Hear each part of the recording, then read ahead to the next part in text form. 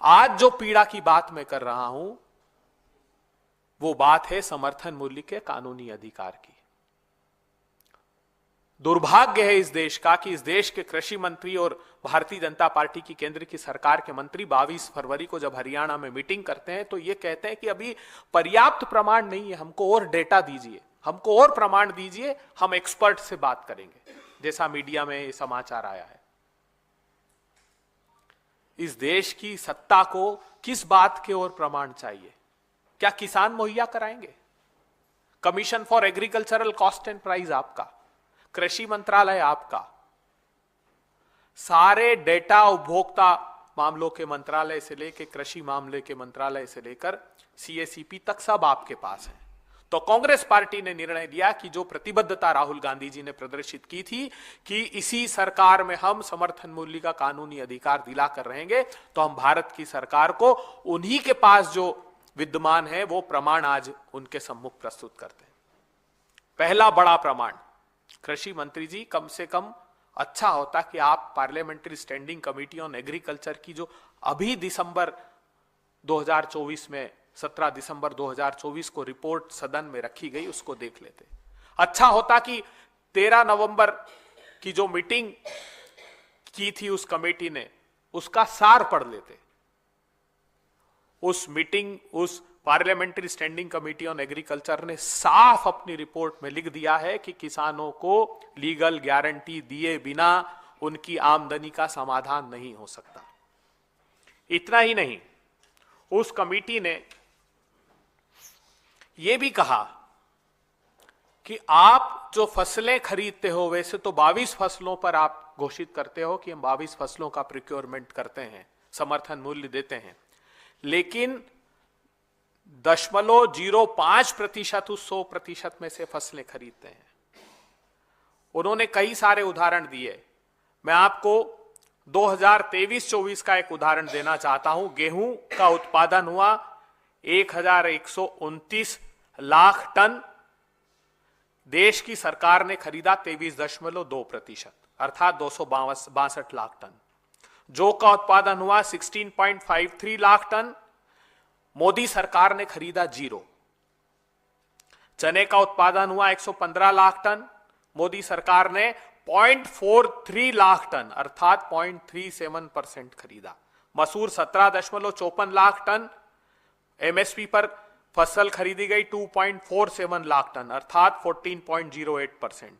सरसों 131 लाख टन का उत्पादन हुआ, मोदी सरकार ने खरीदी 12 लाख टन अर्थात 9%।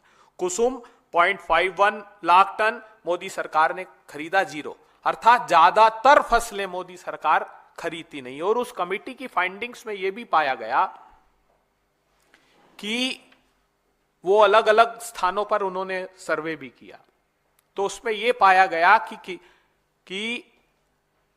अलग अलग प्रांतों में लागत मूल्य अलग अलग है।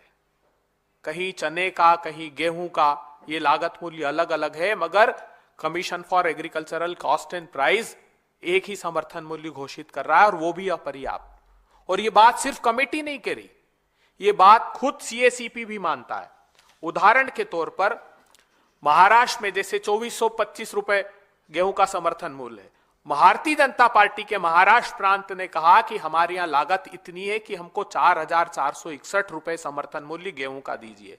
झारखंड ने मांगा 2855 रुपए, और मोदी जी आपके स्वयं के प्रांत गुजरात ने मांगा 4050 रुपए।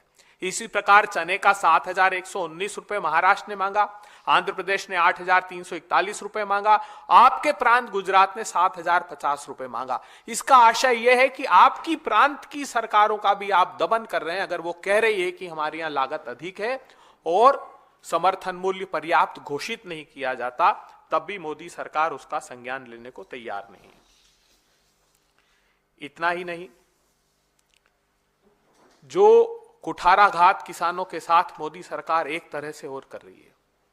आप देखते होंगे कि बड़ी बड़ी सुर्खियां की 1,34,000 करोड़ रुपए का कृषि का बजट हुआ, 1,24,000 करोड़ रुपए का मोदी सरकार ने अनाउंस किया। लेकिन उसकी सच्चाई यह है कि मोदी सरकार जो घोषित करती है बजट में, वो खर्च नहीं करती। मोदी सरकार ने अब तक 1,10,000 करोड़ रुपए बीते 6 साल में सरेंडर कर दिए, खर्च नहीं किए। 1,10,000 करोड़ रुपए। इतना ही नहीं, मोदी सरकार ने लगातार जो कुल देश का बजट है उसमें एग्रीकल्चर बजट को कम करना प्रारंभ कर दिया। 20-21 में वो था 4.41%, 21-22 में 3.53%, 22-23 में 3.14%, 23-24 में 2.57% और 24-25 में 2.54%। अर्थात वर्ष दर वर्ष मोदी सरकार उस बजट में कटौती करती जा रही है। इतना ही नहीं, एक बड़ा कुठाराघात मोदी सरकार ने और किया है, वो है हमारे सब प्लान में जो हमारे दलित आदिवासी भाइयों के लिए बजट का प्रावधान किया जाता है। अलग से एक सब प्लान बनता है हर एक मिनिस्ट्री में, उन शेड्यूल कास्ट के भाइयों के लिए कितना पैसा खर्च किया जाएगा उसका एक सब प्लान अलग से बनता है।